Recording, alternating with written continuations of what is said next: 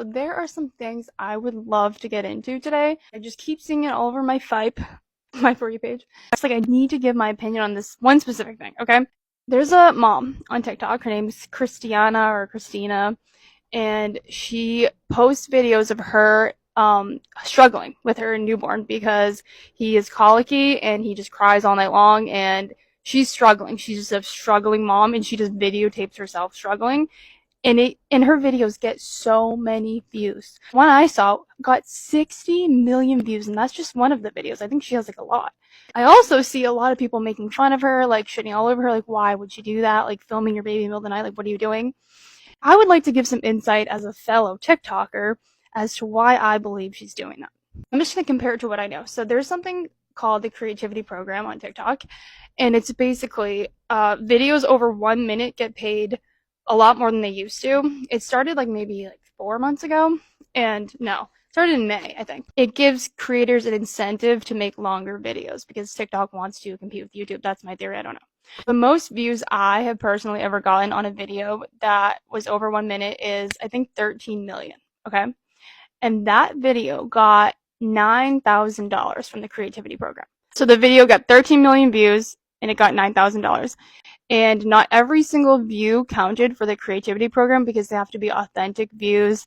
I think it just means like they had to watch the whole video or most of the video, and they have to be like not from a robot. Let's do the math here. Okay, so if she got 60 million views, she probably made like $40,000 off of that one video.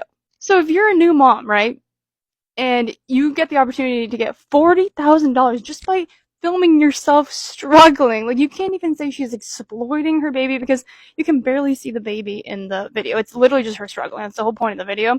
And it's real. It's raw. That's real. That would buy a whole year diapers, formula, clothes for the baby. Like, I think any new mom would do that. Film themselves for one night. So maybe that can help you understand why. I don't know if that's why she's doing it. Obviously, I don't know her like that. I don't know her at all. But that's my guess. And that's just one of her videos. Like, she has so many other videos that are like the same thing that got like 3 million views, whatever. Like, that adds up. She is making so much money from those videos. Obviously, life's not all about money, but when you have a new baby and you just want to spend time with the baby, and if you can get money just by showing yourself struggling and not having to go to work, then, I mean, it's a win-win. It's showing the true, real rawness of having a newborn, because that is the reality. At least one night, you're gonna be up with the baby all night, and if you're considering wanting a baby, you might see that and second guess your decision and be like, okay, maybe I should wait, or maybe I don't want a baby. Because the last thing we need in this world is people that don't want kids having kids. So shout out to Christina. I see you, and I think you are doing a good job. You have to be really vulnerable to even show that, because I for one, I hate when people know that I'm struggling, and I just can't imagine 60 million people watching me struggle. Like, that takes a lot of vulnerability, and not everybody can do it, obviously. All right, up next, story time on how I almost got arrested. And no, I've never been arrested, but this is the closest I've gotten to it. So we were at a party, me and Sean, and I was not of age, but I was drinking, and it was a college party, and I didn't go to college, so I shouldn't have been there. But I was at this college party with Sean, and it got busted by the cops, and everybody's running out of the house. The cops stopped me. Out of all people, there was probably like hundreds of people, but he stopped me. And looking back, I now understand why he stopped me, because I'm the only idiot that didn't put down their drink before running out of the house. And I wasn't even 21. So I was... This is really going to show how dumb I was, okay? People start to stop and look at me because he stopped me. And I forget exactly what he said, but he said, dump the drink out. Dump that drink out. And me being the freaking idiot I am, I dumped it out right on his shoes. And he looked at me, and it was the scariest freaking thing. He was like, are you kidding me? Clean it up! And I was so dumb, I thought he was kidding, because I'm like, how am I supposed to clean this up? I'm wearing like a freaking crop top and shorts. What am I gonna use? I'm staring at him like in shock, like a deer in headlights. And then all of a sudden, this man, I'm convinced he is Jesus, because he saved my reputation that day. I have no idea who he is. I never got to talk to him afterwards, but he goes up to the cop, wipes his shoes with his own hat, takes his hat off his head, wiping the beer off of it that I spilled, and says, "Let her go, man, let her go, man, let her go." I don't know who this guy was. His hat is ruined.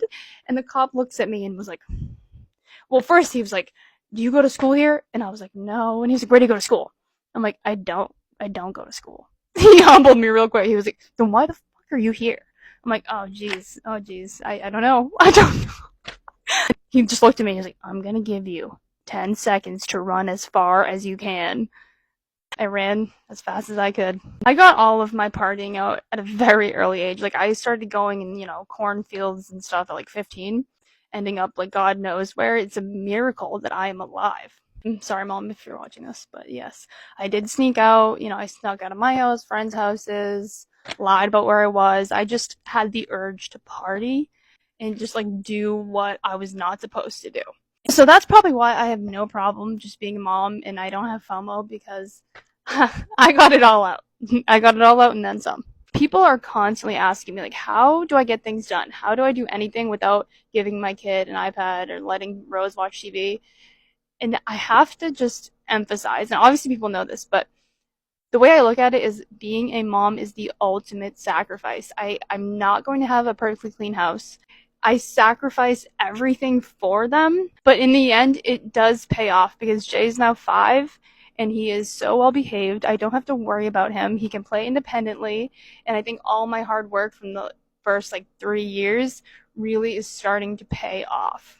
So if you have to sacrifice a perfectly clean house and perfect dinners every night and your perfect outfit, your perfect hair, I only have time to do my makeup. That's why my hair is always like this. So you gotta sacrifice just maybe the hair or the makeup. Being a mom has showed me that the act of doing things for other people with zero strings attached, you don't expect anything in return, you just do nice things just to do them. That alone has changed my life because it was hard at first. Taking care of a newborn baby that's not even giving you a smile, nobody's recognizing what you're doing, you're not getting paid, there's zero incentive to do these things. But you do them anyway. I have applied that just in my life in general, just doing things for other people and never holding it over their heads, just doing it. And it's changed my life. If you want to improve your life, just try doing that. Just go out in the public and do nice things for people and then walk away. Do nice things for people you like. Do nice things for your friends and never hold it over their head. Never expect anything in return and just watch what it does to your life. Because